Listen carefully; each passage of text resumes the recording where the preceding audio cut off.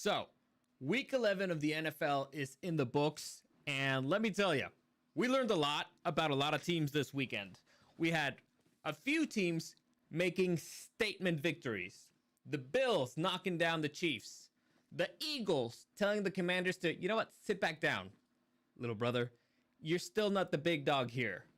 Oh, wait, that's right, the Eagles. The Steelers showing the world and the Ravens that they're for real, and they're the kings in the North, at least the AFC. And the Chargers exercising their demons and not charging, at least for now. Let's get into it. Welcome to the newest episode of SDW. Super Dario World!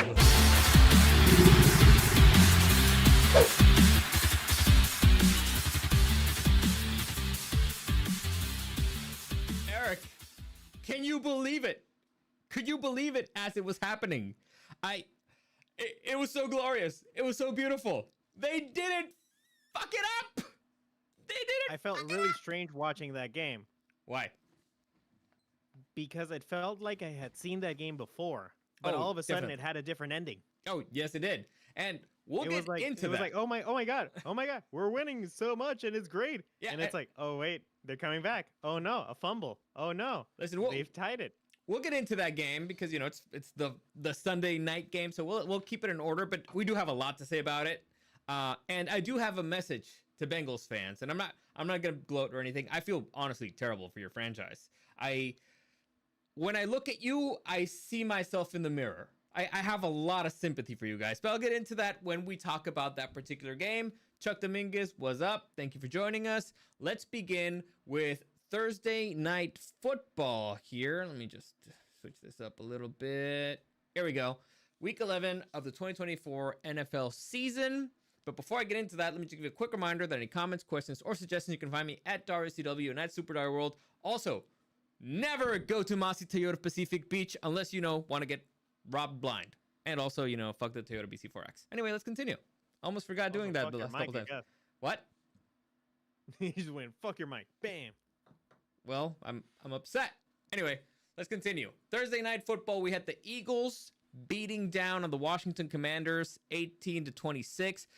The score does not reflect how not close this game was. The first half, yes. The second half, the Eagles dominated. And this just shows you they have a lot of depth. They have a lot of talent on that roster. It's clearly the most talented roster in the NFC East.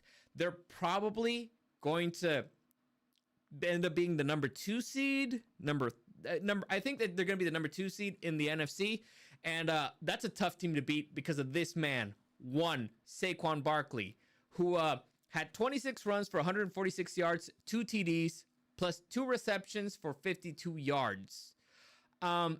And the best yards came in the second half, which is when you beat down people. And this team has been a second half team. The first half, it's been close. Second half, they just beat down on people. So they've been looking pretty good. What do you think? Did you watch this game? Yeah, and honestly, this one was really disappointing because the Commanders fell for the oldest trick in the book. They did not go for the points. Yeah. They got greedy. They would have gotten the lead. They were playing good, and all of a sudden they go for it on 4th down, and now they're down by 2 scores, and it's too fucking late. They try to be too aggressive. By the way, I'm going to say this. The officiating was horrible throughout the weekend. I'm not going to go into any specific case right now. Specifically about the Chargers-Bengals game, officiating was horrible. There's no way I can be objective about this. There are some things that I saw one way or the other. That's why I'm keeping my hands out of it for this week, okay? But yes, it was horrible throughout. Freaking Monday night. Generous on times with us. What? I thought they were pretty generous on time. I know. I can't. Honestly, I'm telling you, I can't be objective with it because there was, for example, see, now you're making me fucking do it.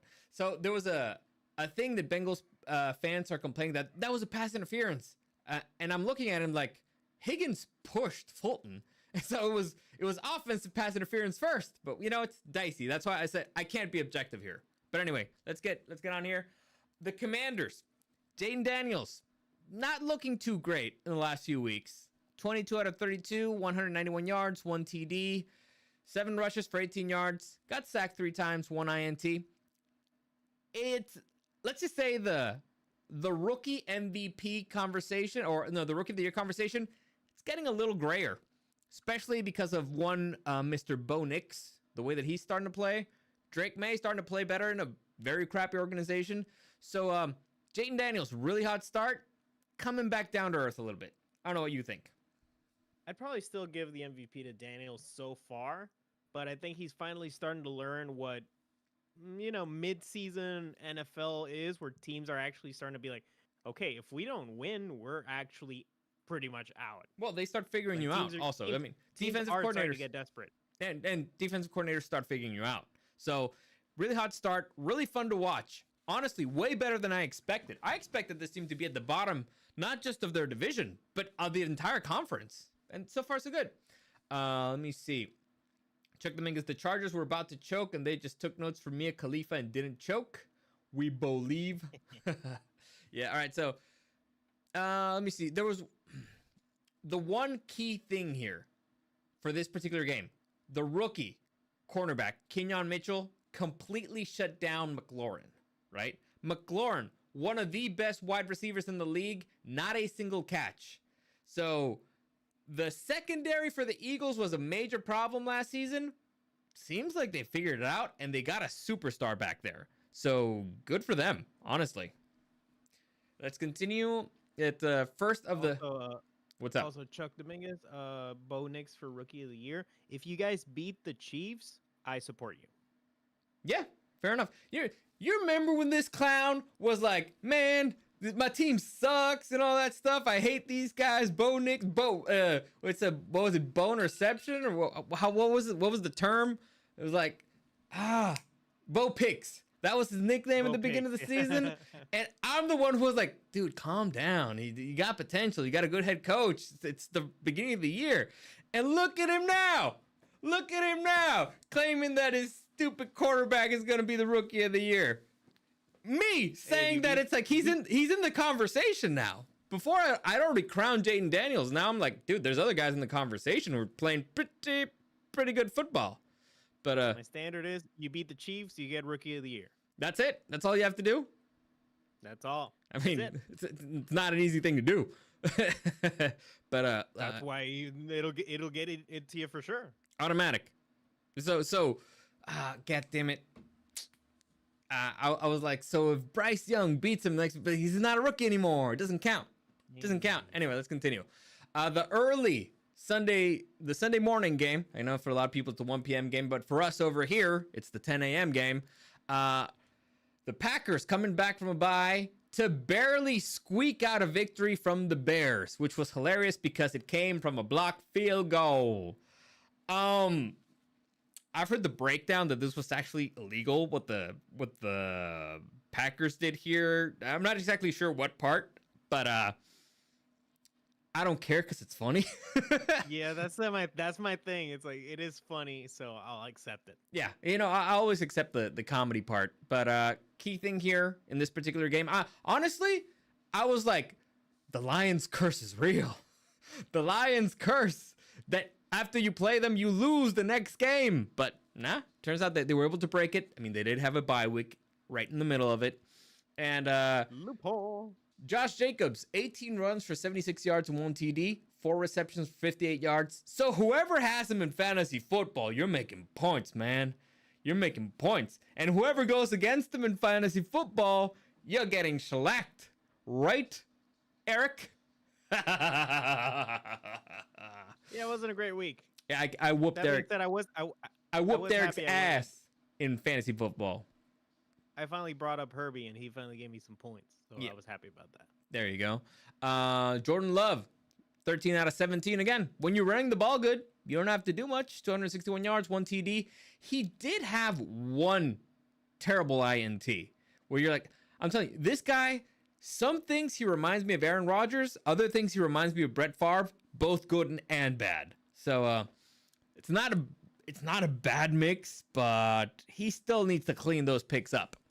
On the other side of the field, we have one Caleb Williams. Best game of the season, I think, for him so far. Maybe the London game, but he's starting to look better. I mean, 23 out of 31, 231 yards, 9 rushes for 70 yards. Got sacked 3 times. Here is kind of the thing that bugged me. Because he's starting to, well, at least in that particular game, he was showing signs of life. And then he did this. I'm going to show you a quick little video here. Like, tell me if you can see it. Value? Yeah. So you see that? You see that freaking dive that he took? It was that was. Oh, did he play soccer in the past? Dude, that's exactly what I was thinking. I was like, oh man, fuck you. This is the NFL. This is not Major League Soccer. You can't do that. That's not just dirty, it's pathetic. And so, fuck that guy. I'm happy that they lost. That being said, it is the NFL, so they'll take advantage of any little thing that they can. You know, so I hope he gets penalized for it.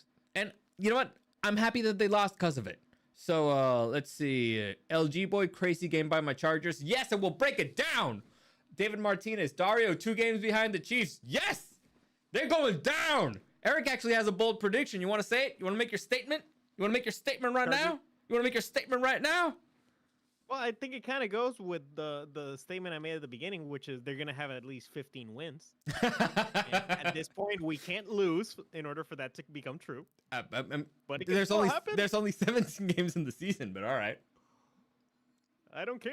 All right, but you want to do your statement? Go ahead. Yeah, the Chargers will win the division. Fuck it. Eric says it. Eric says it. The Chargers will take the AFC West. Said it. Fuck it. Meant it. You heard it right now. Anyway, let's continue. The Lions just shellacking the Jaguars. I don't know how Doug Peterson hasn't been fired yet. Honestly. That's probably the biggest surprise of this weekend, that Doug Peterson actually returned to freaking Jacksonville with a job. Maybe he might have been fired by now, but god damn. The Lions, everybody was just scoring points. They did 645 total yards of offense. It was crazy. And by the way, St. Brown continues to have like the best celebrations in the NFL. Like, dude's just winning. Also, he had one of probably the smoothest TDs I've seen in the league. Him and Goff are just in sync. It's crazy. What the hell's happening behind you? Oh, they were calling for my attention. Oh, but I'm hearing you. Okay, cool. However, this victory did not come without its price, and their captain, their linebacker, their star linebacker, Alex Anzalone, will be out for 6 to 8 weeks. I believe it. He looked like Trevor Lawrence's older brother. Kind of. I mean, he looked kind of like his daddy. Trevor Lawrence is probably out for the rest of the season, so who knows? But yeah, this will. I mean, at this point, the Lions will make the playoffs. So out 6 to 8 weeks sucks, but he should be back in time for the playoffs. So bad news, good news, I guess, or good news, silver lining. I guess that's what I'm looking for. What's the news on Hutchinson? Was that?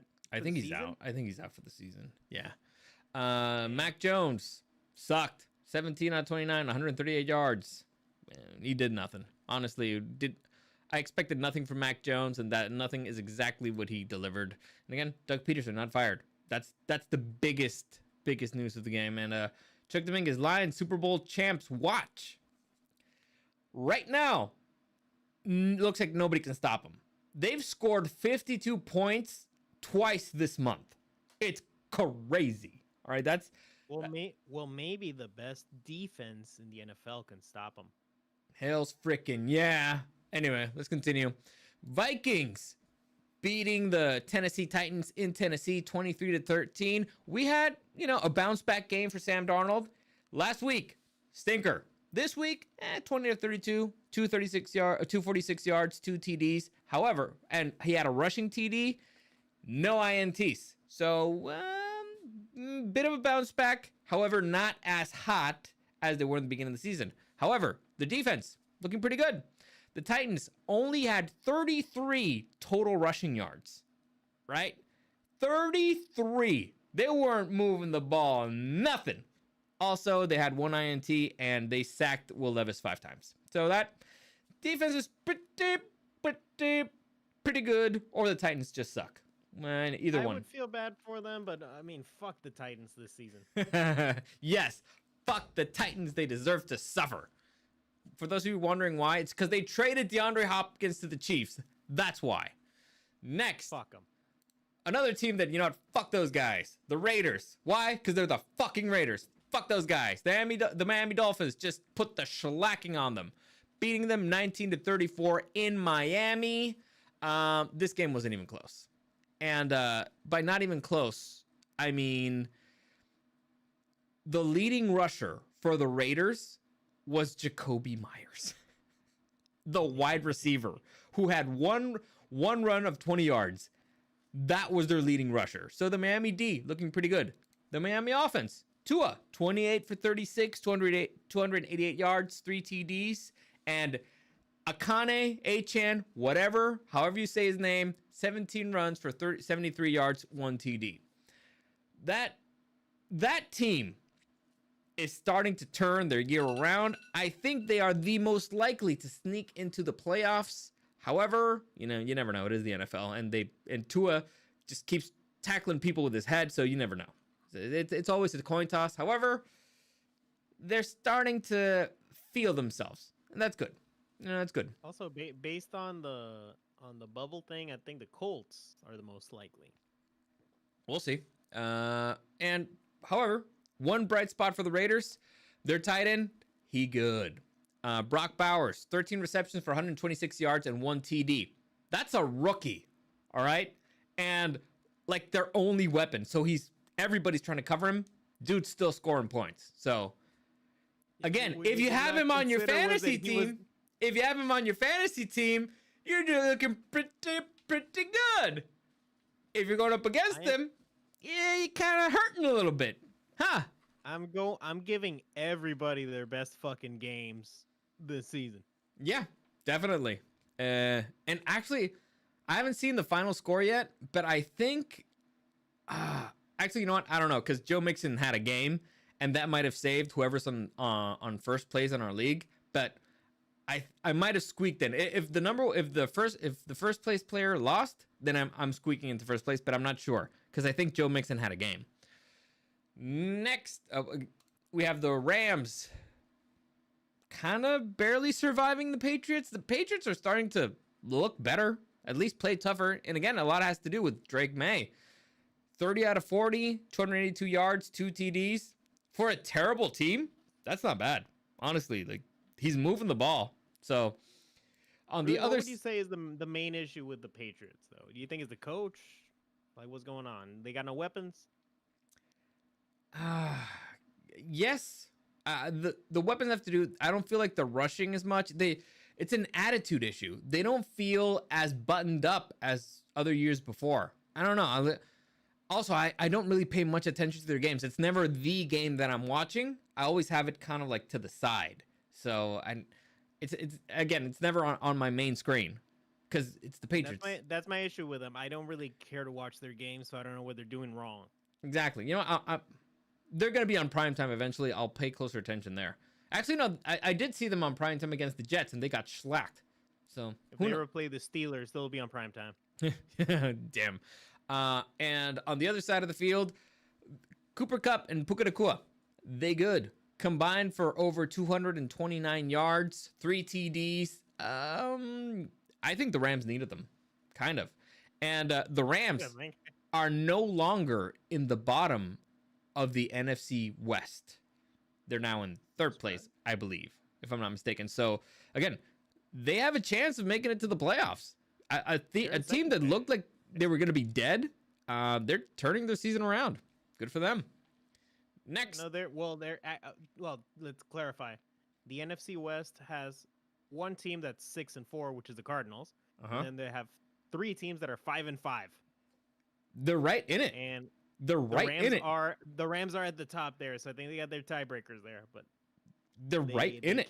They can't lose. They can't. Any team there can take it. I'll wait to share a little fun thing for you. But next, we have the Browns getting beat down by the Saints. This game wasn't even close, man.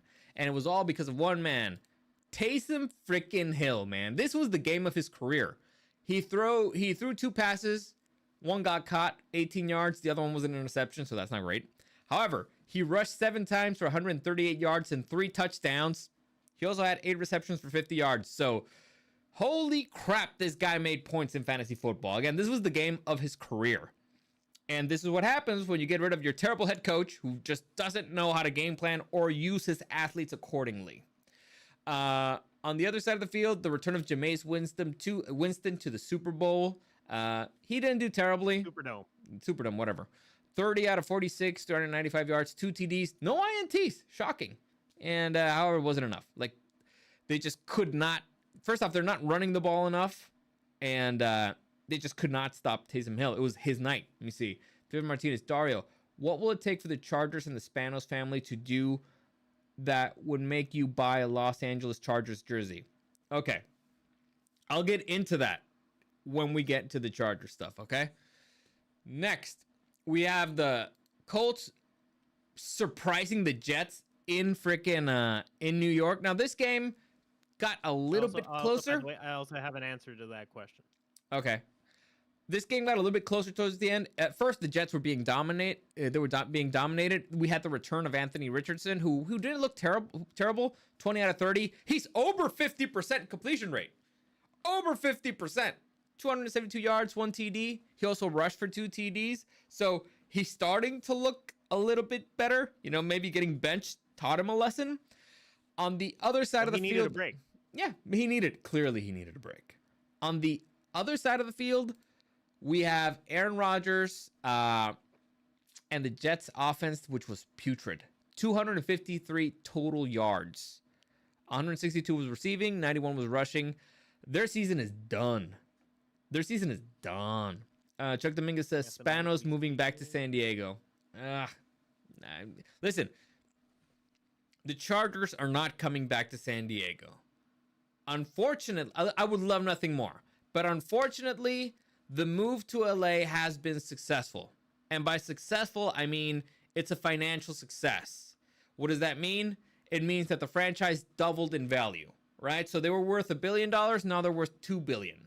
The stadium is starting to sell tickets. And even if they didn't sell tickets to any Charger fan ever, they're still getting all the TV money. They're getting money from other stuff. So they already have their new facility over there. It's never going to happen.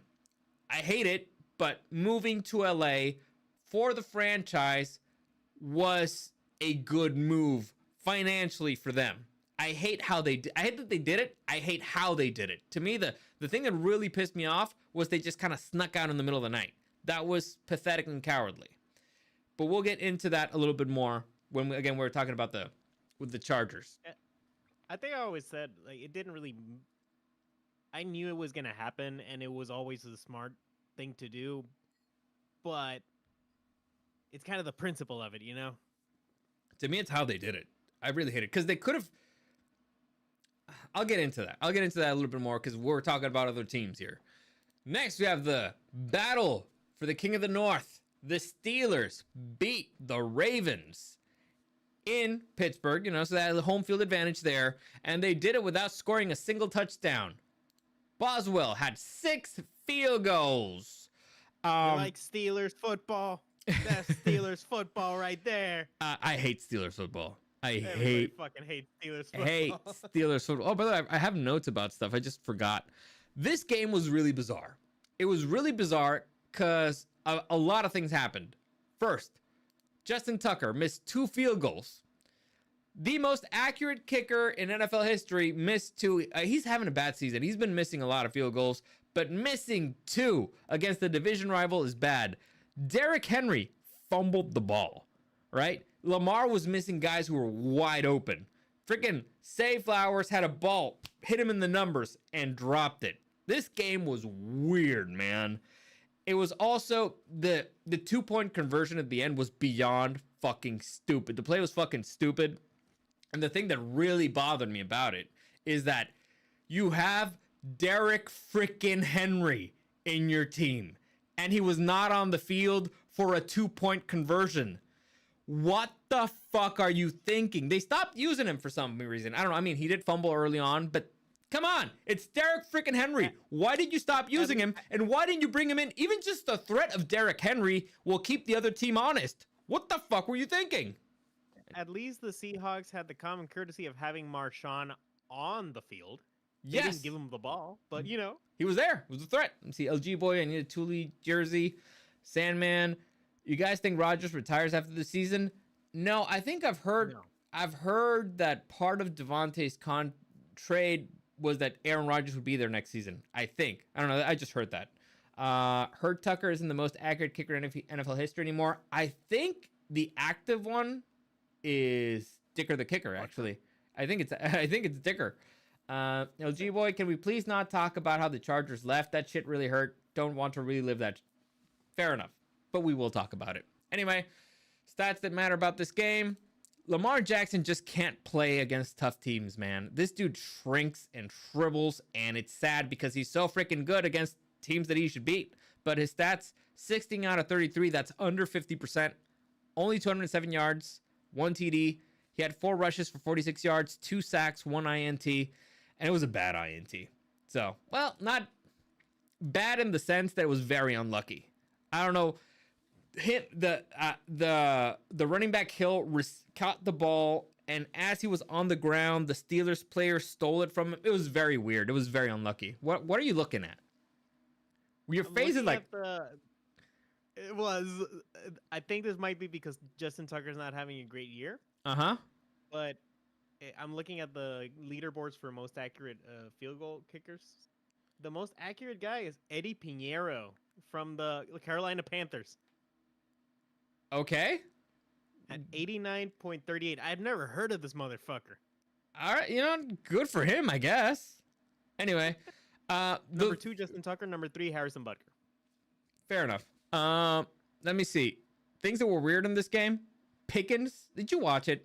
Probably didn't. But it was the one big game in the morning. Pickens, he caught the ball and stepped out because he's an idiot. So he did a reception, and one foot was not on the ground yet, and he wanted to step out to stop the clock. However, he never put his foot down in the grass, and he just stepped out like an idiot. It was really funny. Honestly, it was really funny. Also, bad news for the Ravens. Hamilton's been getting banged up. Their star safety, and Roquan Smith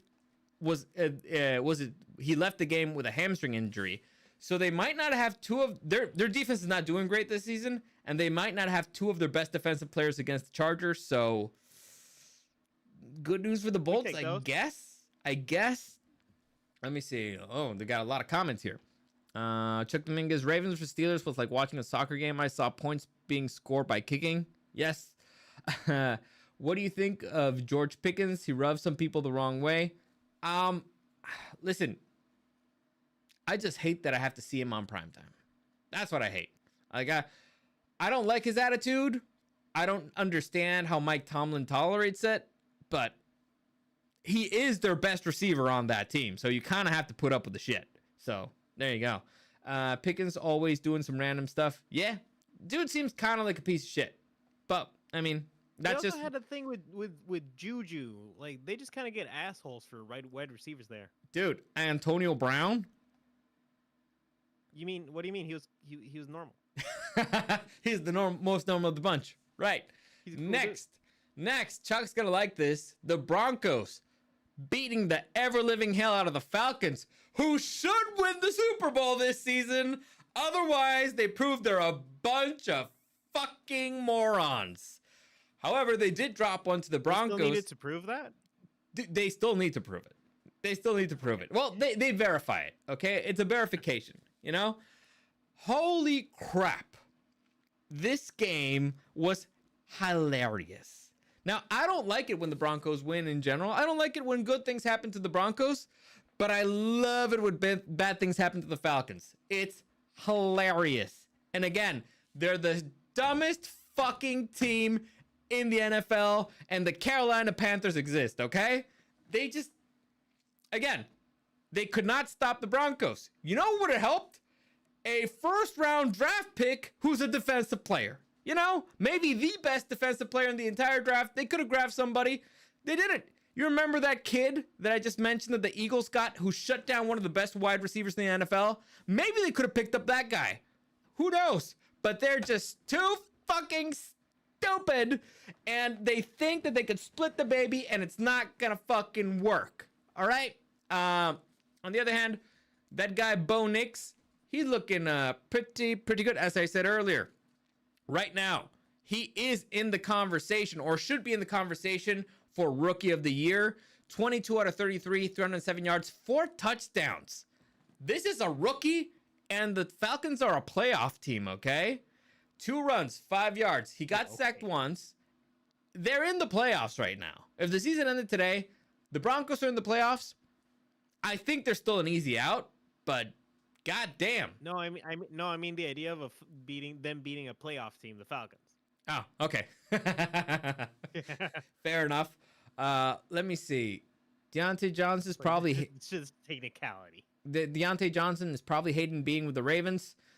I don't think so, because the Ravens are overall a good organization, but, you know, you never know. It's been a rough start. Fuck the Falcons. Haha. Chuck Dominguez. That's right, you mofos. Don't count out my Denver Broncos. Sandman, can we skip the Bears-Packers game recap? Lol. Listen, that already came and went. All right? That already happened. You dodged that bullet. Right now, we're talking Broncos. And like I said, kid's looking pretty good. I think Sean Payton has been able to mold him into what he wants from a quarterback, which is something that he's never had before, I believe. And the most important thing, that defense is good. The key stat here is, first off, 4 sacks and 1 interception.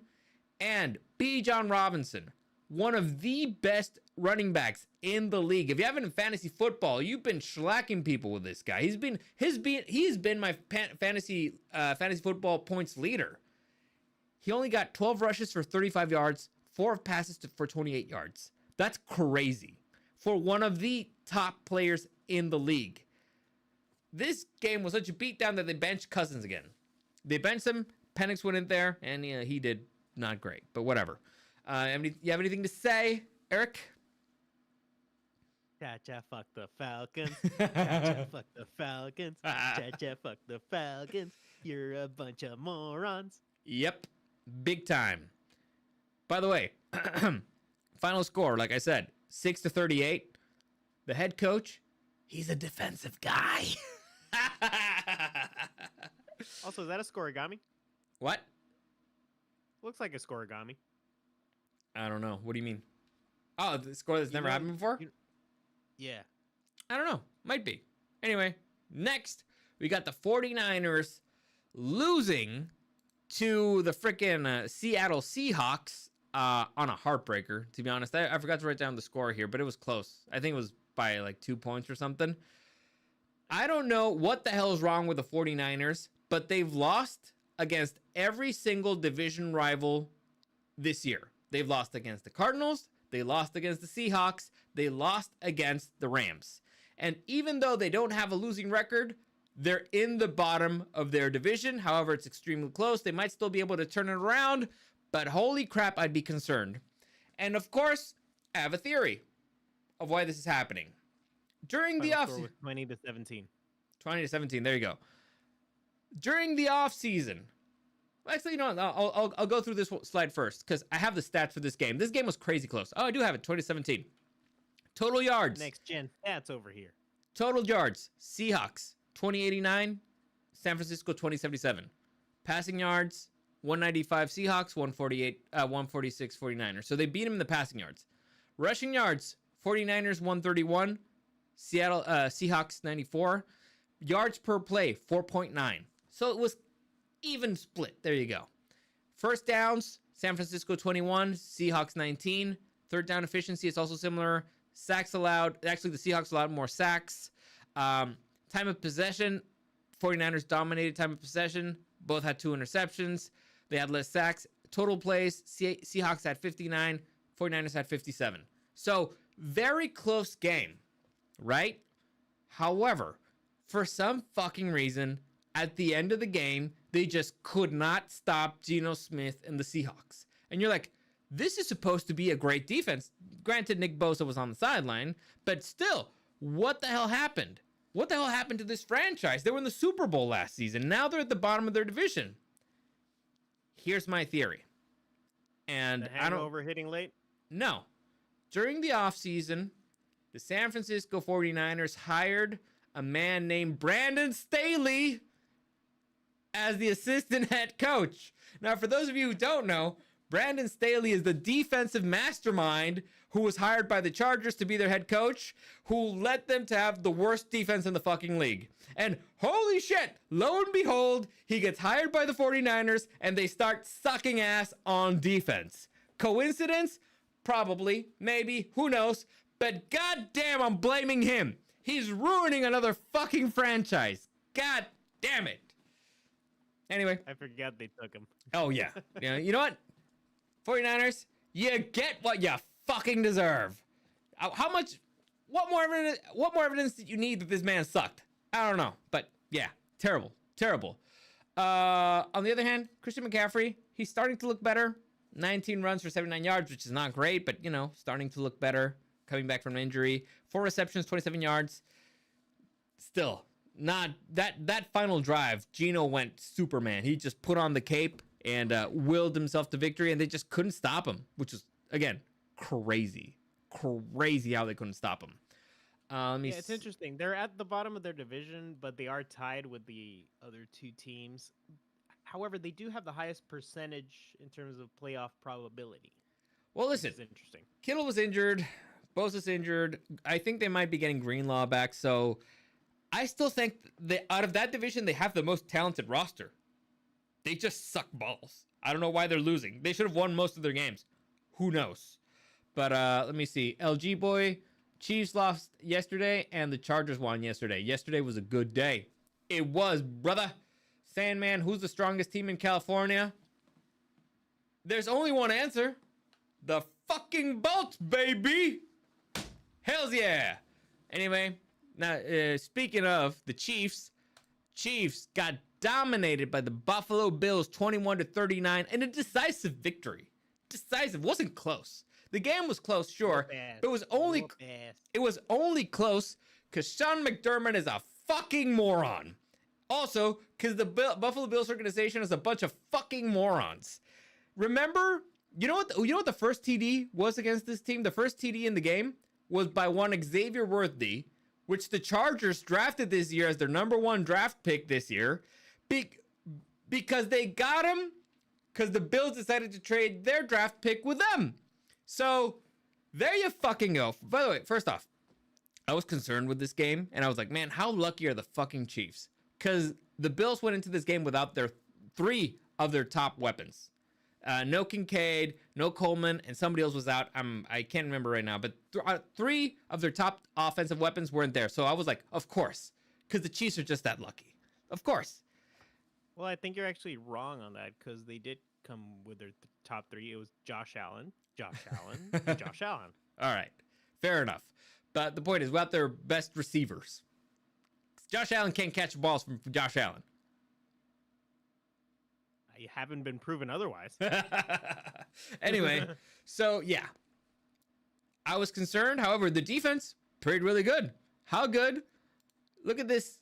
Look at this here. Patrick Mahomes. He got sacked 2 times, threw 2 INTs, 23 out of 33, 196 yards, 3 TDs, which is pretty good, you know. But this is the stat that tells the story.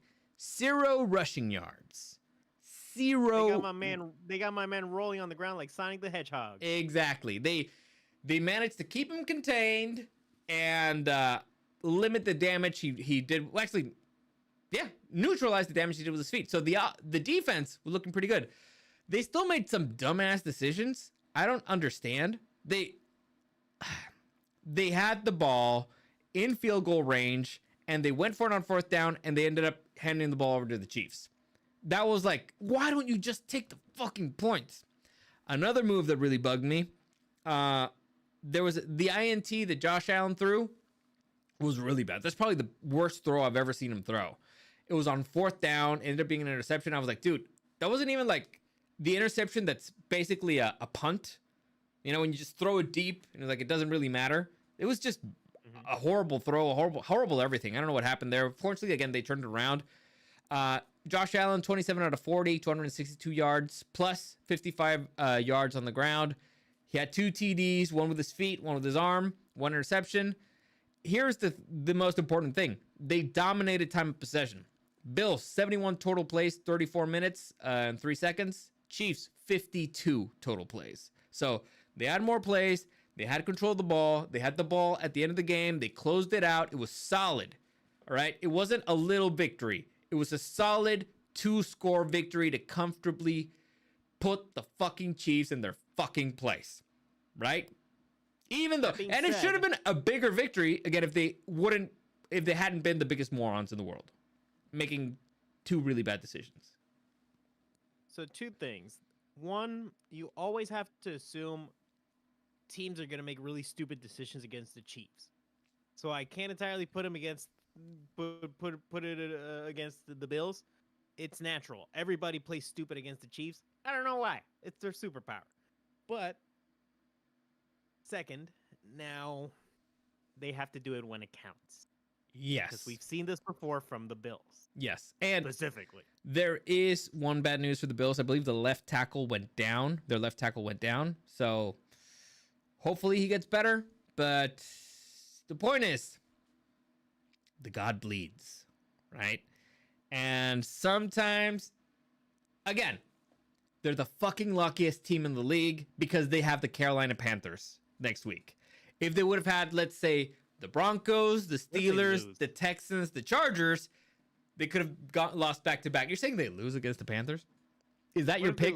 Is that your pick for this week? Funny? That'd be really funny. No, what if? That'd be really funny. I would never stop laughing. Like, the entire podcast would be me just...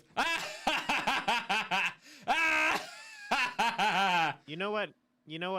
Let's make that a pledge. If the Panthers beat the Chiefs, the entire episode is just us shitting on the Chiefs for an hour. Done and done.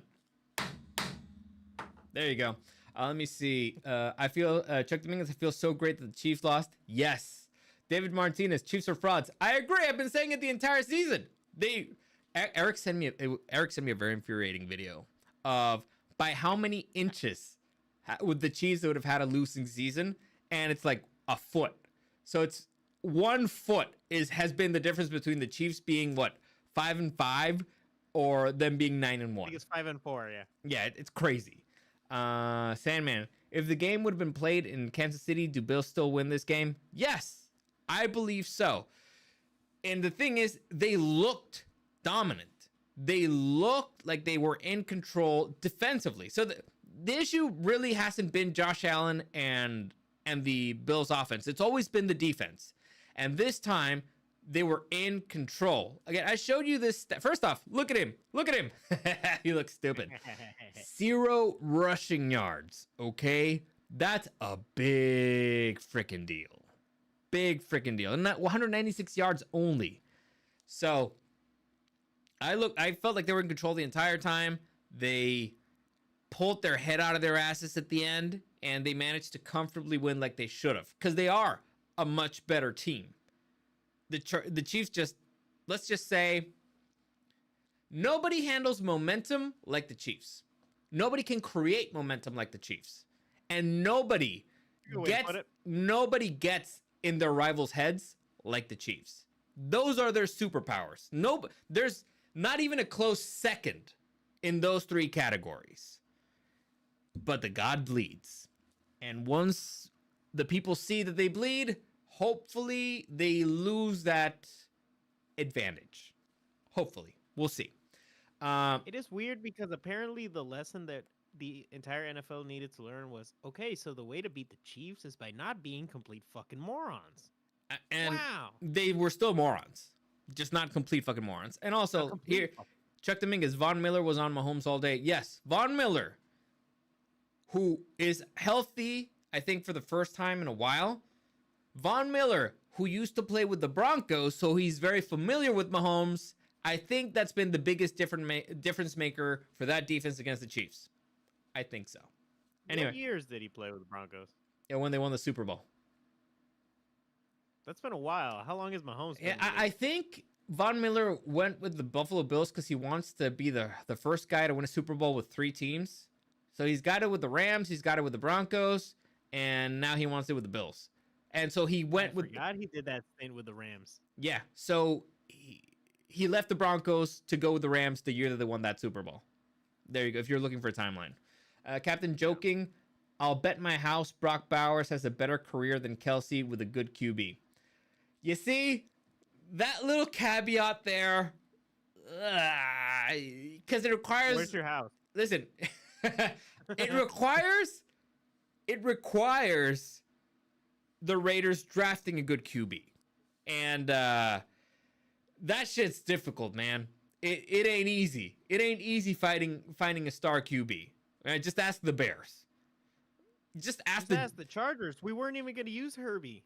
Just ask the Jets. You know, it's not the easiest thing in the world. So let's see. Let me see. He was part of the no-fly zone. I don't know who he's talking about, but okay. Next, the fact that we have Herbie is a fluke. Yeah, a medical marvel, literally. Yeah. Next, Sunday Night Football, the most beautiful game of the entire weekend. The Bolts beating the Cincinnati Bengals 27-34 in LA, probably knocking the Bengals out of playoff contention. And holy shit, did I lose years of my life watching this game. It was rough. That wasn't very pretty. It was rough. And before I start singing the praises for the Chargers, let's talk about the Bengals real quick to get this out of the way. Bengals, Joe Burrow looked phenomenal. 28 out of 50. The second half is one of the greatest second halves I've seen a quarterback play. Dude was throwing off elite sackers like Joey Bosa. Freaking Derwin James, he was shaking off of them. Throwing dimes, 356 yards, 3 TDs. He also had 2 rushes for 28 yards. He got sacked 3 times. Higgins and Chase, when these two are on the field, it's not even fair. Chase, 7 receptions, 75 yards, 2 TDs. Higgins, 9 receptions, 141 yards, 1 TD. It's insane how talented this offense is. It's even crazier that they're out of the playoffs. It's holy shit. And I want to make this clear. I like the Bengals. To the point, like, look, I'm wearing a Bengals hat right now, right? I was cheering for them on the Super Bowl, for when they went to the Super Bowl. I wanted the Bengals to win because I said before, when I look at a Bengals fan, I see myself in the mirror. You guys were us 1 season ago. Elite QB. Without an O-line, he was getting killed every single play. He was running for his life. 2 elite wide receivers, right? 1 elite pass rusher. So you had the guys, you have the talent, you have the stars.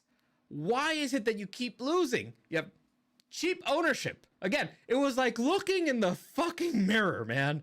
I feel so bad for you because I want this team in the playoffs, right? Joe Burrow is a top 5 QB in the league. Easy, right? Not even a conversation. And he might be the most.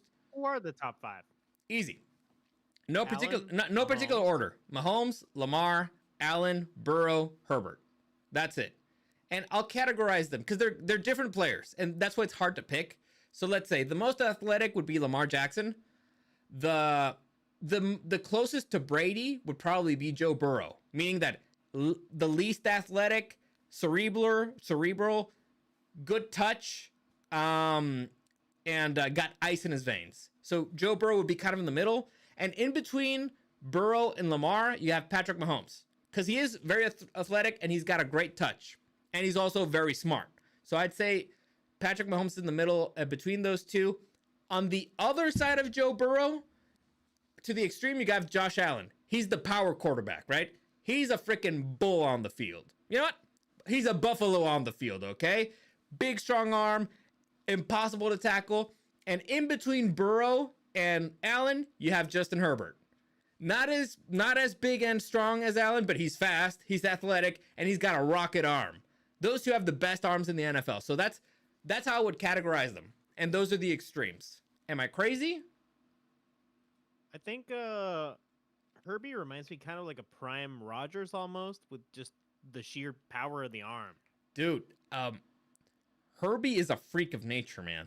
Like that I'll never forget the freaking 60-yard touchdown that he threw it and it was there in a second. Like that ball flew, like, he just sips it. It's like, honestly, have you ever seen Harbaugh catch balls from Herbert before the game?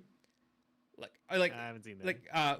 Check out those videos. Like Harbaugh, who is no wimp, he still has to he has to put his entire body into catching the ball. So you're like, man, I feel bad for your receivers, but still, it's their fucking job. Anyway.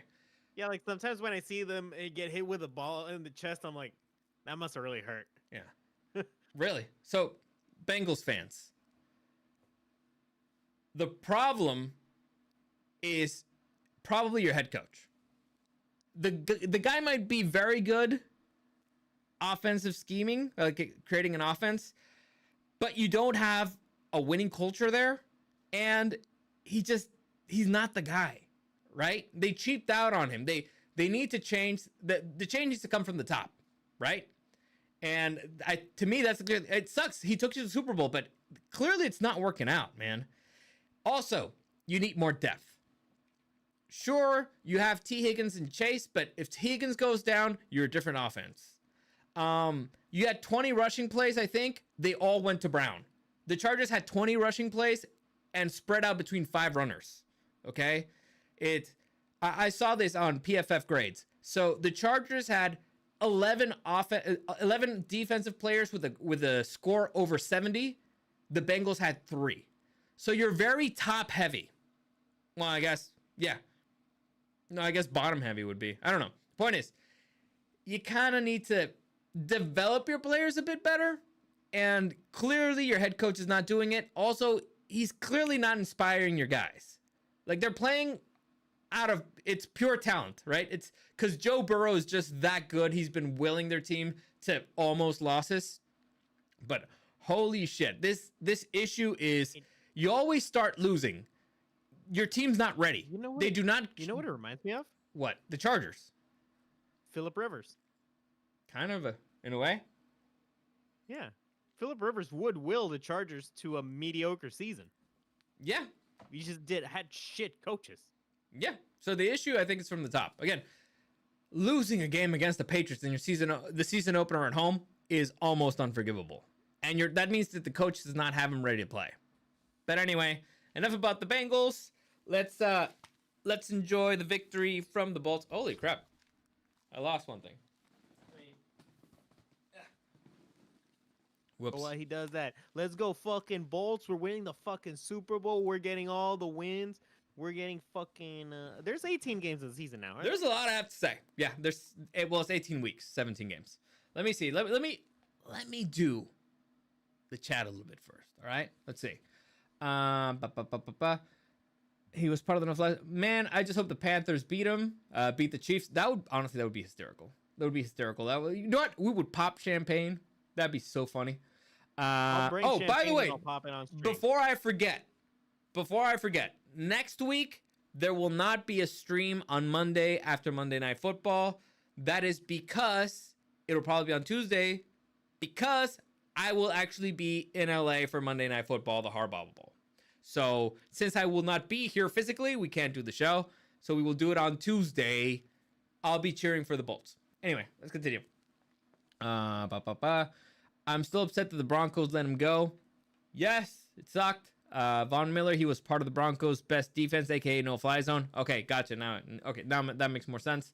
It's actually crazy how the Broncos went from having like the hottest offense in the league, like record-breaking offense, and losing the Super Bowl to the Seahawks, to then having the best defense in the league and a terrible offense and winning the Super Bowl that way.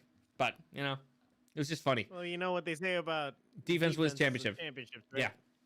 Yeah. See, yeah, LG boy, yeah, I definitely need some high blood pressure pills yesterday. This game was crazy. David Martinez.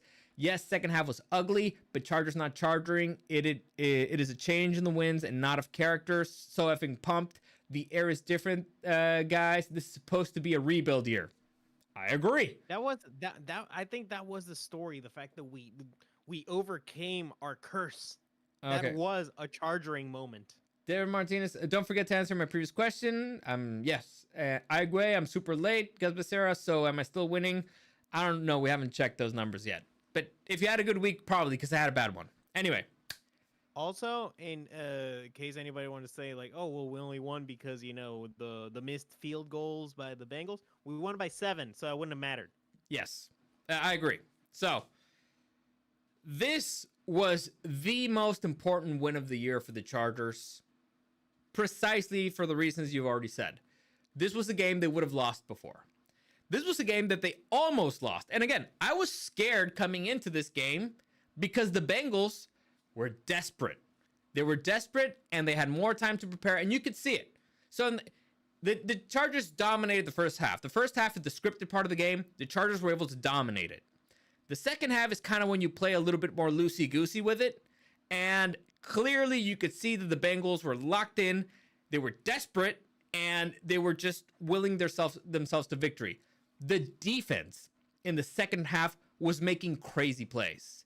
They were playing out of their minds. They were giving it 110%. And you know how they were giving it 110%? Because they were getting injured like crazy.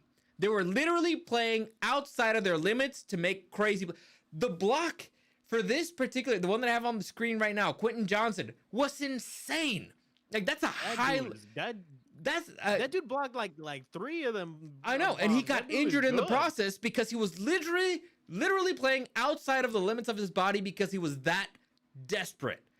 The offense, they went a little bit conservative because they were playing not to lose at that point. Then when they tried to turn it on, that's when they had the fumble, and which gave the Bengals a chance to catch up and all that stuff. It looked like they lost the momentum. Again, good team, great offense, star players, desperate, clearly desperate, dangerous. A cornered fox is more dangerous than a jackal. Anyway, what? When I saw the Herbie fumble, it felt so familiar, just straight up unlucky. Yep. That it's like, yes, this is how we lose. I don't know why this happens, but it was so unlikely. It wasn't necessarily his fault. Yeah, he should have probably like freaking slide. He should have taken a slide. Slide. Yeah. Slid. Yeah, but at the end of slid. Slid. Slid. Yes, slid. He should have slid. But so he was falling, and he was almost there, and the knee just randomly hit his arm, and it went clean. It was clean. It wasn't even like, they stole it from it. Nope, that was clean. Yep. And it so felt like it was just that old Charger team rearing its old ugly head. But it wasn't. We got it back. They were able to turn it around. Now again, this is the biggest victory of the season because they didn't beat the Bengals. They beat themselves. They beat the legacy. This is the first time the Chargers won a 10-game losing streak in games that ended up being decided by 3 points or less. Technically, I guess that streak is still alive because they won by 7, but they were on that particular losing streak. This is the monkey they've had on their backs since the game that they lost against the Jaguars. There's a lot of players on this team that still remember it, right? They were able to exercise that demon.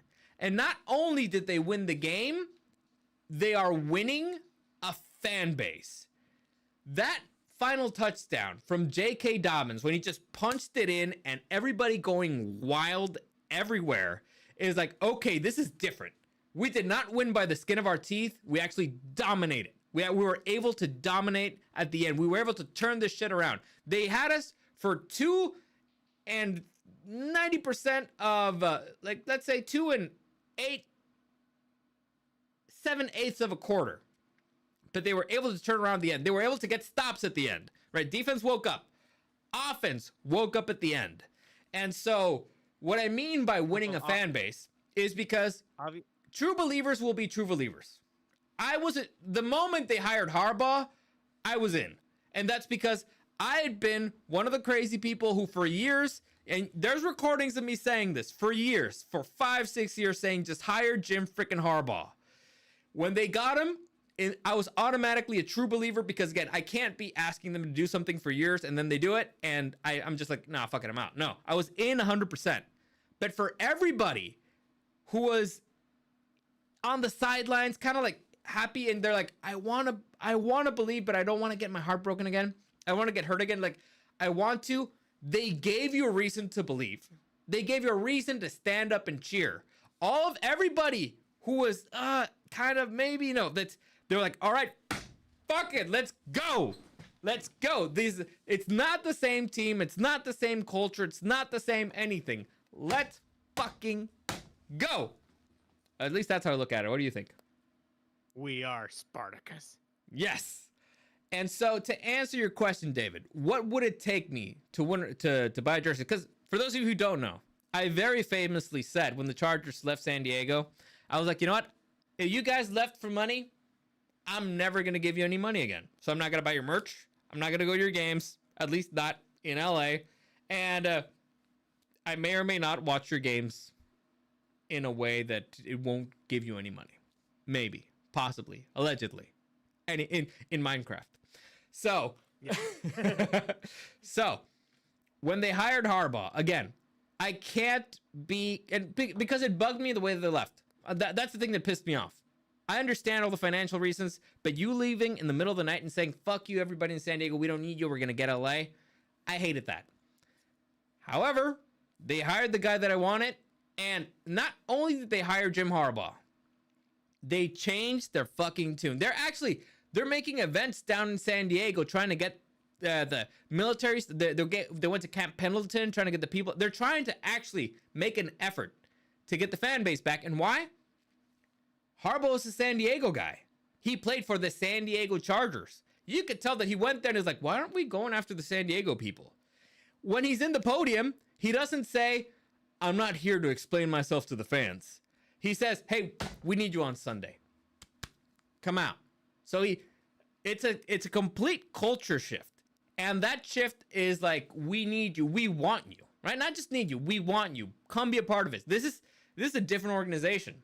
So to answer your question, David, what would it take for me to actually buy a jersey? Well, I'm already giving them money because, like I said, I'm going to a game. I'm actually like paying to go to a game in LA. To buy a jersey, the thing that's gonna take is to me to decide which player I want. So I already know which jersey I want. I want the navy blue, the one with the navy blue lightning bolts. I think that's one of the coolest uniforms in the league. I just kind of need to decide which player I want. Because usually, listen, I'm wearing a Weddle jersey, right? I played defense when I was in high school. I'm a defense guy. I love defense, right? I just, I haven't been able to pick which one I liked. Like for example, I was this close to buying the Hunter Henry jersey, even though he's offense, because my middle name is Enrique, so Henry. I was like, that could work. Also, he's good, but then he's not on the Chargers, and the Chargers left, so fuck him. So now I'm torn, because honestly, my favorite player right now on this team is probably J.K. Dobbins. Like, J.K. Dobbins is the shit.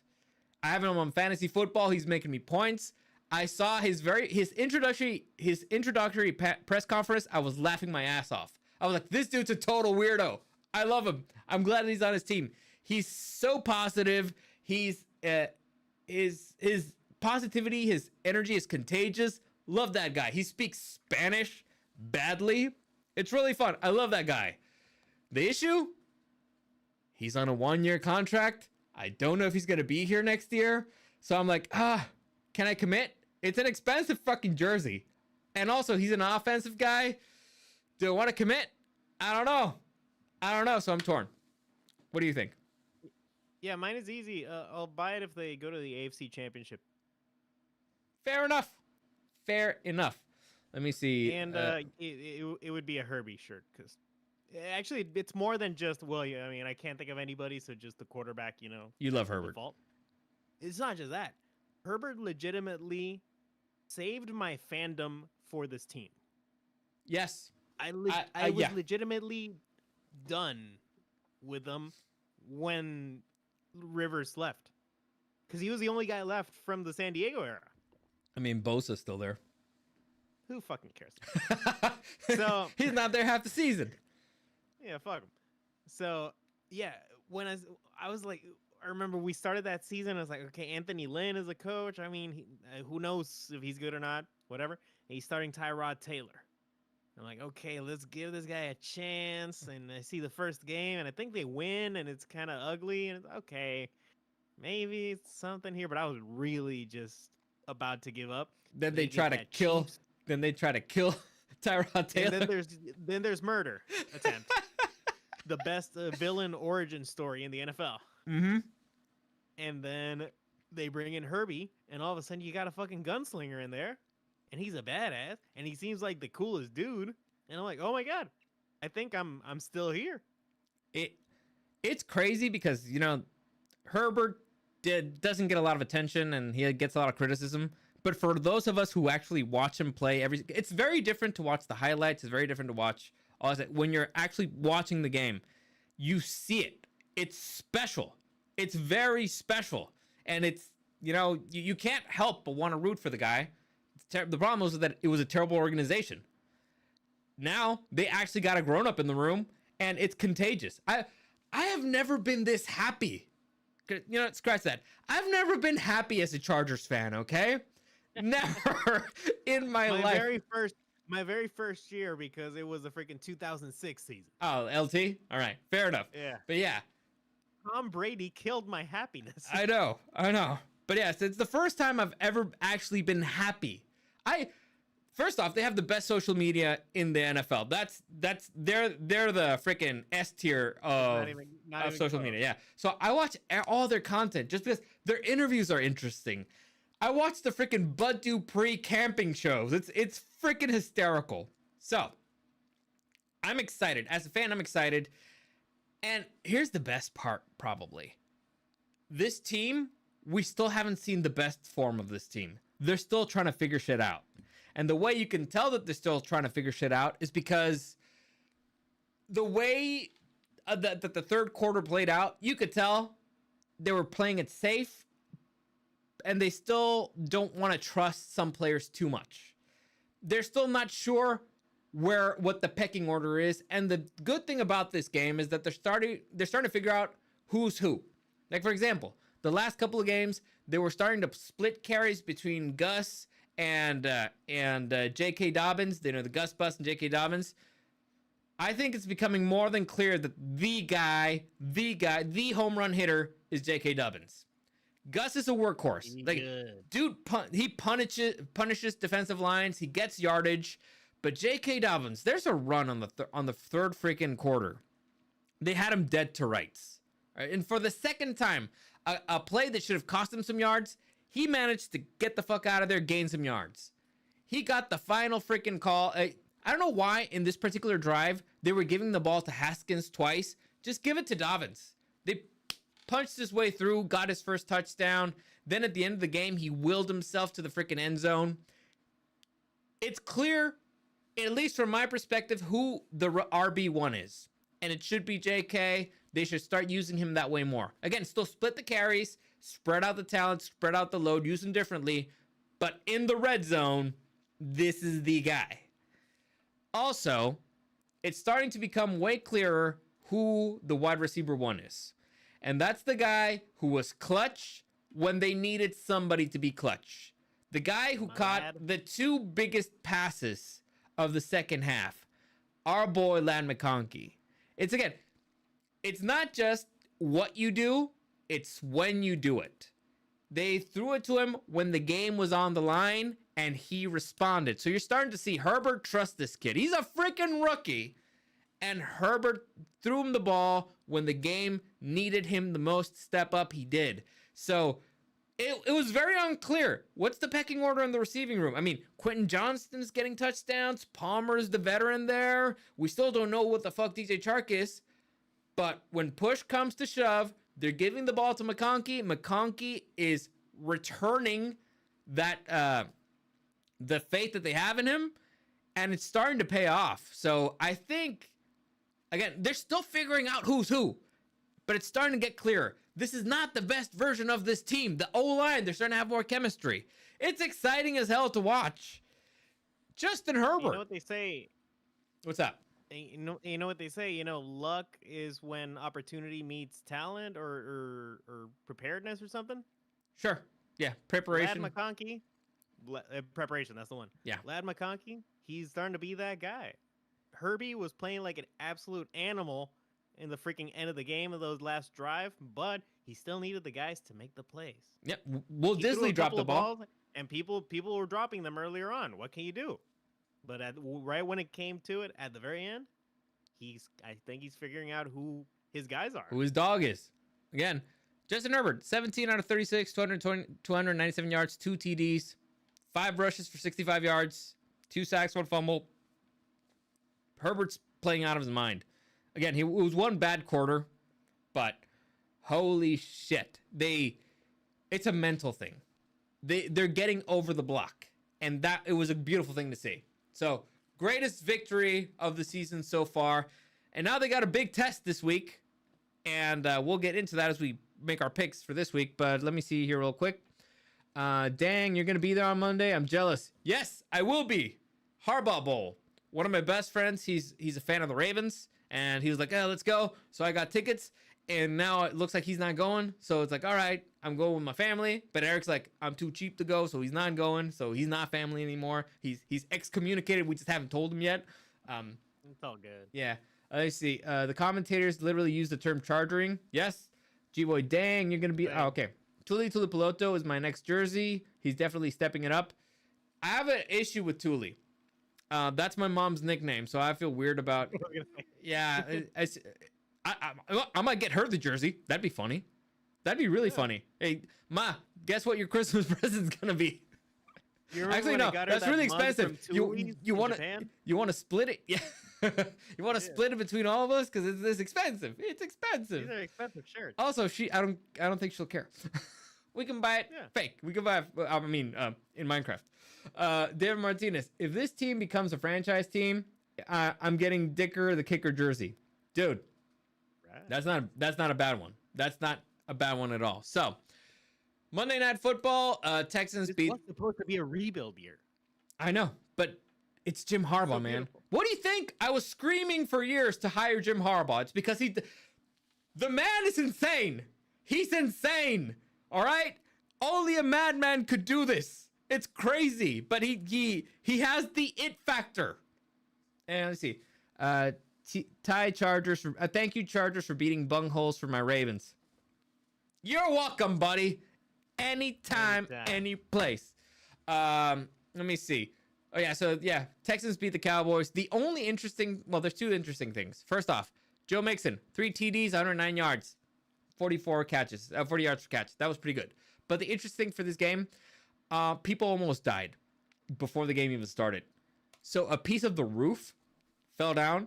Apparently 2 pieces. That's a big piece of metal. And it was just... God damn. Yeah. So, fortunately, nobody was hurt. But holy crap. That's scary. So that stadium is not only blinding their own players, it's almost deadly now. Like, imagine that it's also hosting terrible boxing events. True. Fair enough. So there you go. The current playoff picture, I think we can go through it real quick, make our quick predictions. So the standings right now in the AFC, Chiefs number 1, Bills number 2, Steelers number 3, Texans number 4. Oh, I guess I should say the winners, right? Chiefs 9-1, Bills 9-2, Steelers 8-2, Texans 7-4, Chargers with the 5th seed 7-3, Ravens 7-4. We'll see after next week who stays in the 5th seed, and the Broncos with 6-5. So, out of the teams in the bubble, we have the Colts with 5-6, the Dolphins with 4-6, and the Bengals with 4-7. Everybody else, I don't think they have any shots. So it's between these 3. Colts, Dolphins, Bengals. Out of the 3, the best offense is the Bengals. The best defense is probably the Colts. And the Dolphins might be the happy medium between those 2. Who do you like of those 3? I would love to see the Bengals in there, but I think it's most likely going to be either the Broncos or the Dolphins. Well, mathematically, it seems like the Colts, doesn't it? Well, I mean, not... You think they're going to beat the Broncos? Not the way it's going. Did Anthony Richardson get the fear of God put in him? Do you think he finally, Dude, figured yes. out his cardio or something?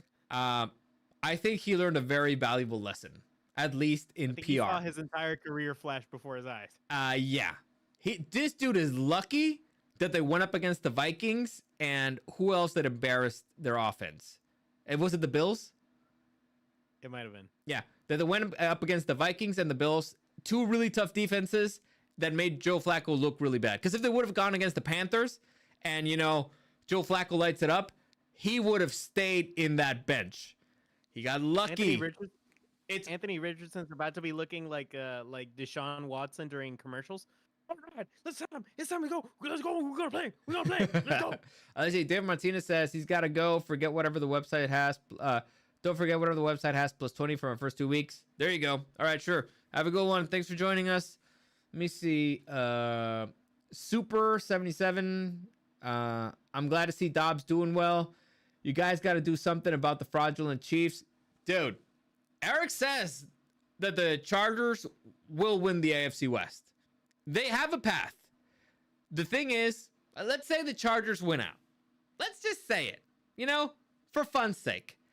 That means that the Chiefs need to lose at least one more game. At least one, and I think... Yeah, because one is against the Chargers. Yeah. I think they would still win by strength of schedule. However, if the other game that they lose is against the Broncos, they have 2 division losses, and that would give the Chargers the AFC West. Listen, it's not impossible. It's not impossible. The Chiefs still have to go. They almost lost against the Broncos. Yeah, the Chiefs have to go, and in Arrowhead. So the Chiefs still have to go against the Broncos, the Chargers, the Steelers, the Texans, and I think those are the 4 ones that they could lose. So it's not impossible. And again, the God bleeds.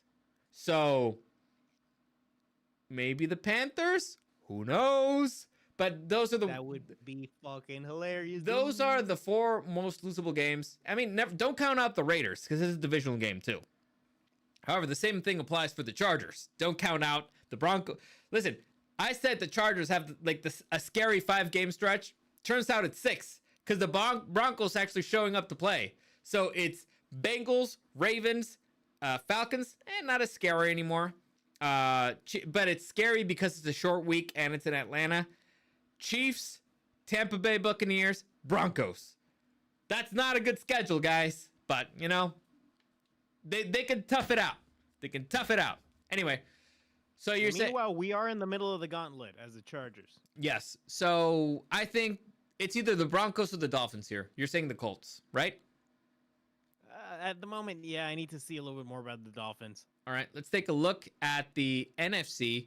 You got the Lions at 9-1, Eagles 8-2, Cardinals 6-4, Falcons 6-5, Vikings 8-2, Packers 7-3, Commanders 7-4. In the bubble, the rest of the NFC West: Rams, Seahawks, 49ers, Buccaneers at 4-6, Bears 4-6. I don't think. I think the only ones who have a shot is it's a team in the NFC West. Well, I mean, the NFC North, they're gonna destroy each other probably. Somebody's got to lose these games, so who knows? But I guess the one that's sneaking in here, the one who has the easiest path, Bucks have it rough because they lost 2 games against the Falcons already. It's Rams, Seahawks, 49ers, and the 49ers have a 30% probability, I guess. You think they can knock down Arizona? I hope they don't. Arizona's been playing feisty. They're actually fun to watch. Arizona's a more lovable team. Yeah, the underdog. Also, fuck Brandon Staley. Make him suffer. I don't know. Honestly, the NFC looks way messier. And it's because the NFC West kind of fucks everything up. Bears, I think, are out. Saints, I think, are out. Bucks, as much as it hurts, I think the Bucks are out, too. Honestly, it sucks more because Baker Mayfield was having a fucking year, dude. Yeah. But what can you do? Man. And they're unlucky in that sense. Let me see. Go Bolts. I'm rooting for you guys. I've had enough of seeing my homos and reading commercials every 5 minutes. Dude, I'm honestly tired of watching Jason Kelsey. It's every other commercial. It's like, shut up. You're not that funny. Travis or Jason? Both of them. Fuck them. It's like, fair. I don't like either of them. I don't think that they're particularly funny, but whatever. Jason's okay, but fuck him. Yeah, fuck that guy. Anyway, let's make our predictions for this week. The hot seat, I believe, remains the same. I would add Zach Taylor here, but I still haven't heard rumblings of him being in the hot seat. But you know, Zach Taylor is the head coach of the Bengals. One became Doug Peterson. I don't know how this man still has a job, but yeah, Eberflus. McCarthy rides out until the end of the season. Eberflus, McCarthy, and Peterson, I think, are going to be out. I think Antonio Pierce will survive, and the Giants dude, who I always forget his name, he will probably survive. But we'll see. Dable. There you go. Well, they benched Danny Dimes. Oh, we'll get to that in our predictions. First off, let me see. How is Gus Edwards doing? Any good? Listen, Gus Edwards, when he has the ball, he rushes for like 8 yards. That's pretty good. That's really good. I don't know why they don't use him more. It's really weird. Honestly, Greg Roman is kind of a trip. And I don't envy him because it's like, I want a rushing game, but I also got Justin Herbert. And I can't keep the Lamborghini in the garage. You know what I'm saying? So you could tell that he's torn. And ideally, you want complementary football. Herbert throws it for 20 yards. That makes it easier to run, all that stuff. Like, for example, this past game, they rushed it 3 times in a row to start the game. Then they just started throwing it down the field and slicing and dicing. So, listen, as long as they're winning, it's working. I don't like how uncreative their rushing plays are. That's the main issue. I don't think it's always just got to be shove it down the middle, you know? You got Derrick Henry, okay, you can do that. No. But we don't. Here's the thing. It's because the O-line is not there yet. And the thing is, go to the touchdown that Dobbins scores right down the middle. That's like, I saw a breakdown from John Gruden. I think it's called the Blast 14. Everybody and their mother knew what was going to happen. They willed it to becoming true. Look at the final play from Dobbins. Everybody and their mother knew that they were running the ball. He willed himself to the end zone. So running the ball, it's not just about being clever. It's about imposing your will on the other team. It's about, I'm bigger, I'm stronger, I'm faster.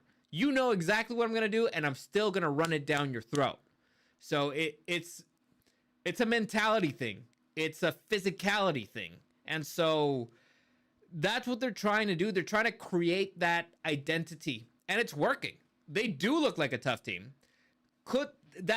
After you set that up, after you can trust your players with the fundamentals, with the basics, with the posing will, that's when you can start getting a little bit sexier with it, which I'm assuming is what you want. I think we could have a much sexier play action game going on. Sure, and they're starting to do it. They're starting to do it. Yeah. Again, this every week, it's the worst version of the Chargers you're going to see for the rest of the season, unless there's a big injury. Every single week, because it's the first time it's a team that it's still not fully developed yet. They're still working things out. It takes time. There's growing pains, but they're doing really good. Really good. They're 7-3. So let's get into it. Thursday night football. You got the Steelers taking on the Browns in Cleveland in the... What the fuck? Who made this game? I don't know. Listen. I don't know. What do you want me to tell you? Don't care. Steelers. Yeah, give me the Steelers. God picked away. Next. Also, I'm gonna look up who won. I'm not watching this. Yeah. Next, you got the. Well, I'm gonna probably listen to it on the drive home. You got the Minnesota Vikings against the Chicago Bears. Yeah, give me the Vikings. I like the Vikings on this one, actually. Yeah. God picked away. Next, the Lions against the Colts. Give me the Lions. Yeah, give me the Lions. This is gonna be an easy week, isn't it? It looks like.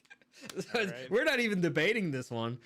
So this is why I don't think the Colts have the best odds, by the way.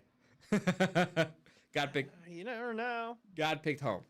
Next, you got the Patriots against the Miami Dolphins in Miami. Give me the Dolphins. I like the Delfinos here. God picked home. And again, this makes it a clearer path for the Dolphins. Just saying. this will probably have him tied up with the Colts. Next, you got the Tampa Bay Buccaneers against, what the hell is this guy named? Danny Chop? No, DeVito. No. Oh. Something DeVito. Tommy DeVito? Tommy Cutlets. DeVito, that... Yeah, Tommy Cutlets. Yeah, the Italian guy. He's back because they benched. I forgot his name. That's that irrelevant. Tommy DeVito, that's the fucking main character from Vice City. You ain't bullshitting me. Yeah, it's Tommy DeVito is making his triumphant return to NFL stardom because they benched Daniel Jones because I think they don't want him to get injured for contract reasons. So they're like, oh yeah, fuck it, we're just throwing in the towel. So give me the Buccaneers. This is not a tough one. I like the Bucaneros as well on this one, unfortunately. Well, unfortunately, you don't like. Oh, because you haven't made a move. Gotta pick the way. Yeah, I gotta make a move. Yeah. Next, I'm getting close. I'm 3 points behind Dario. Cowboys visiting the Commanders. Commanders who had a mini bye week. Cowboys who just stink. Give me the Commanders. Plus a short week. Yep. Gotta pick the do way. Commanders as well. Next, you got the Chiefs visiting the mighty Carolina Panthers. Eric. All right, hear me out.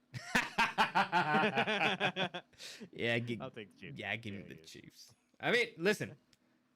Again, I would probably never stop laughing if the Chiefs lose against the Carolina Panthers. Gotta pick the way. We already pledged. If they lose against the Panthers, we will make fun of them for an entire hour. Yeah.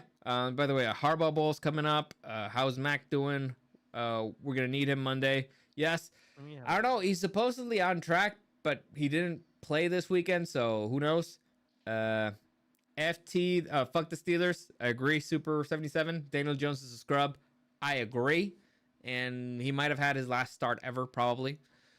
Next. The Steelers is one of the weirdest teams because I hate the Steelers, but not for a reason that I ever hated any other team. Oh, they Usually I hate a team because players are annoying, or because they're in the same division, or they keep giving players to the Chiefs. Yeah. But they fucked up a 28-3 lead in the Super Bowl. Sure. The Steelers, I just hate watching them play. They're just boring to watch. It's boring football. Listen, they might be a great football team, but they're boring. And the biggest crime you can commit in the entertainment industry is be boring. And yes, football is entertainment. So let's continue. Tennessee Titans visiting the Houston Texans on a short week. Eric, who do you like? Tejanos, Cubanos. Oh, man. Yeah, I agree. It's a divisional game. It's a short week. The Titans have a good defense, but yeah, I agree with you. I'm gonna take the Texans. Also, it's not like they had much of a challenge this week anyway. Yeah, got picked home. Next, the Broncos visiting the Las Vegas Raiders. And honestly, who knows who's gonna be their quarterback? Yeah, it might be Minshew again. It might be somebody else they just picked up from the stands. Who knows? But give me the red hot Broncos. Yeah, unfortunately, I think I'm going to go with the Broncos as well. I don't like it, but... Too close. Yep. Got picked home. Let me see. The Chiefs have had a cupcake schedule. The only good teams those scrubs played was Baltimore and Buffalo. I mean, they also played the Buccaneers, which was really close. Chargers. They played the Chargers. They played the Broncos. They've been lucky. Granted, they did play the Chargers at their most injured. Again, there's an asterisk as well as the Bucks at their most injured. I know. There's an asterisk next to almost every single Chiefs victory. But a victory is a victory. Like, the one solid victory they had was against the 49ers and the Raiders. They just whooped them. I agree. The Squealers are boring trash. Amen, brother. Next, the 49ers against the Green Bay Packers.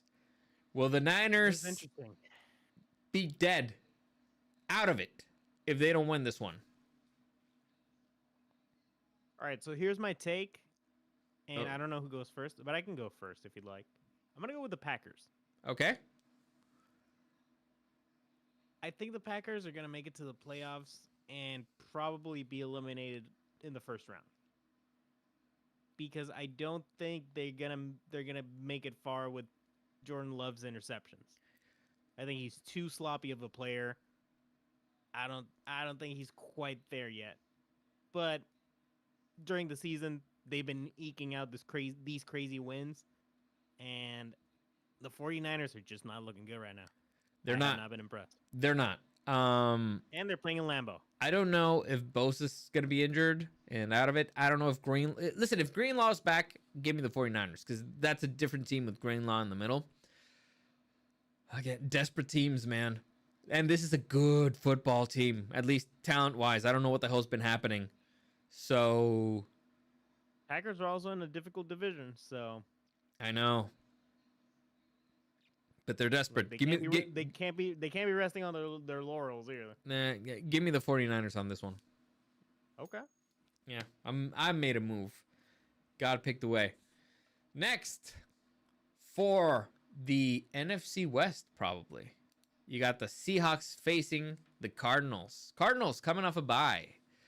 This is a tough matchup for both teams. I like the Cardinals more, even though it's in Seattle. Give me the Cardinals. And this might be a good one to make a move, but I kind of don't want to cheer the Seahawks. I like the Seahawks fine. But Yes, I just like the Cardinals. I actively like the Cardinals. Yeah, the Cardinals are fun to watch. I'm going to go with the Cardinals. I think Black Ops 6 is decent enough for Murray. Listen, to me, He's it's gonna more be- of a coming off a bye. That's an advantage. And they've been playing Let really that good. Call of Duty out of his system. Yeah, exactly. Next, Sunday Night What do you got, Football. Vic? Oh. Got picked away. Next, you got the Philadelphia Eagles coming off a mini bye against the Los Angeles Rams. No fucking question. Give me the Eagles. Fly, Eagles, fly. Okay. How good are the Eagles against wide receivers? How's their pass? Well, you think about that. Chargers always play Kansas City tough. They've let the Chiefs off the hook lately. Yeah, because it was the Brandon Staley era. And Purdy isn't getting paid. Nope. They need to take advantage of that window while they can. So what were you saying? Fuck it, Eagles. Yeah, I don't... Listen, I like the Rams. The Eagles are just... If this was 2 weeks ago, I would have gone the Rams, but Eagles are getting hot. Dude, they've been smacking down. So that's That smash. Barkley boy, good. That was the best pickup of the offseason, probably. God picked away. Finally, on Monday Night Football, a game I will witness in person, the Harbaugh Bowl. The Los Angeles Chargers hosting the Ravens. I forgot we're Baltimore. I don't know. Clearly I'm tired. The Baltimore Ravens. So, this Sunday's victory was important because the Chargers managed to exercise their demon. The monkey on their back, the charging monkey on their back. They managed to exercise it.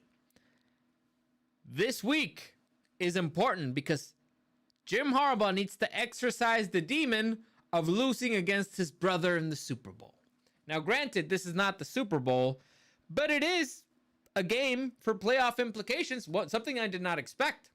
And honestly, the matchup is not as terrible as I originally thought it would be. So, let's break it down a little. Ravens coming off a beatdown with the Steelers. Now, I'm not saying that they were totally defeated and embarrassed. No, I'm saying that it was a tough physical matchup against the Steelers. The Steelers, they'll grind you down. It's two heavy hitters. They injured Hamilton. They injured Roquan Smith. Those are the two top defensive players. One of them has the green dot. So that's not good. Will they be ready for this game? Who knows? They do have an extra day to get better, but who knows? It's on the road, which is not great. And they're up against a tough defense from the Chargers, who may or may not have Mac back, who may or may not have Asante Samuel back. And also, Chargers are starting to get home field advantage. yes, so they're starting to turn things around. Again, the advantage here is clearly defense Chargers, right? The best defense in the league. Yeah. So they have that advantage. By the way, fun stat. What team do you think leads in point differential as of, let's say, week 8? It feels like it should be the Lions, but I It's guess the Lions. this is a Yes, easy you setup got for it. Okay. Who do you think is number 2? Chargers. Eagles. Who do you think is numero 3? The Chargers. The Chargers. Yeah. That's I was gonna including get it that's eventually. including the Bengals game. So listen, it's not impossible. Before I was like, okay, man, I think this is a loss, but now looking at it, the Chargers have a shot. And this to me is the measuring stick for the Chargers, right? Cuz the Chargers want to be the Ravens West. How do you know if you're there? If you want to be the man, you got to beat the man. So there's a lot of people from the Ravens organizations currently in the Chargers, right? Starting from the GM, going all the way down to both of the running backs and a whole bunch of other players that they were at one point or another a Raven. Like some of the tight ends, the center. There's a lot of former Ravens in this team. So, have you been able in one season to create a team capable of beating the team you were modeled after? This is the measuring stick. We'll see. I think the Chargers can take it. I will be there screaming my freaking head off on defense. Let's go, Bolts! Yeah, I mean, you're actually gonna have a direct impact on this game. So Yes. if they lose, It's my you will fault. get shit. Yes. But if they win, You get the credit. yes, I will take that bet. Let's see. You guys in California, sorry guys, you go flock. Yeah, that's what they say for the Ravens. I thought it was, flipping us off, but all right. This game is a toss-up kinda. I just hope Herbert doesn't touch the Ravens defense like every other offense. I'm thinking this will be a fun game. It should be a fun matchup. It should be.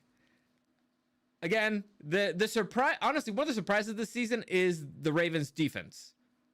I expect they were number 1 last season. It's crazy. I don't know what happened, but that gives the Chargers a shot. Also, a big surprise this season, the Chargers defense. They sucked last season. They're pretty good. So, I am cautiously optimistic. I'm actually more concerned. Chargers will. I'm actually more concerned about what happens next. Because again, I expect this game to be a throwdown. So, oh, by the way, another advantage. Ravens, second game on the road, back to back. That's never good for a team. And it's not like it's a short flight. They're going all the way to the East Coast. So, 2 weeks on the road. And again, worried about what happens next is then the Chargers have the Falcons on a short week in Atlanta. And then they have the Chiefs. Back-to-back road games. So I'm more concerned about what happens next. Also, again, I'm assuming it's going to be a throwdown with the freaking Ravens. But I think they can do it. I believe in my boys. I think they can pull it off. Also, if the Harbaughs don't get into a fist fight in the field, I'm going to be disappointed. Are you kidding me? It's going to be a pillow fight. Whatever they need. When Dobbs do one of the silly helmets that has the padding. That'd be awesome. When Dobbs is healthy, he can be a beast. Yes. I'm shocked how bad the Ravens D is. It's not like them. The Ravens play better on the road. Listen, I think Dobbins has the game of his career. He's got a monkey on his shoulder. He's like, you prefer Derrick Henry over me? F you guys. I'm gonna show you what I can do. I'm gonna showcase my talents. I'm predicting it. I don't know what monkey on his shoulder means, but I like the Well, it's actually kind of like a term for people when you have an addiction. Like that's yeah. I'm glad he got over it. You get the monkey off your back. Anyway, Jim is looking for revenge. Yeah, of course. He did lose the Super Bowl to his brother. Dude, can you imagine any single family reunion ever? It's like, hey, you remember when I beat you in the Super Bowl? Like, if I beat Eric, Dario still hasn't lived it down. if I beat Eric in the Super Bowl, I would never shut up about it. I would bring it up at any conversation ever just to piss him off. We might be talking about the weather, and I'd be like, yeah, the weather was pretty bad when I beat you in the Super Bowl. Like, every single chance I get, because it's funny, and there's nothing you can do about it. And it's like, I have a ring and you don't, right? How do you think freaking Eli Manning did not bring up every single chance he got that he has 2 freaking Super Bowl rings while Peyton only had 1? And that the 2 that he got was against freaking Tom Brady, who Peyton could never get over, who could never beat him? I think that was a more impressive feat, honestly. Of course, like, I would never shut up about it. I don't think he ever shuts up about it, but whatever. I've always said if I wanted to have an NFL career, I wanted to have Eli Manning's. Yeah, sure. Why not? But that's it. Those are our picks for this week. As always, comments, questions, or suggestions, you can find me at DarioSDW and at Super Dario World. Eric, anything you want to shout out? A shout out to my boys, the Chargers, as we're gonna whoop ass and we're gonna win the fucking Super Bowl, and I'm gonna get high on my own supply. Hells yeah! Like I said, I'll be in the stadium next Monday. If you're there, let's get crazy. Let's get loud. Let's go. Let's believe, man. It's a brand new day. We have exorcised the demons. Let's keep it going. Let's keep it going. As always, thank you for joining us, and we'll see you again next time.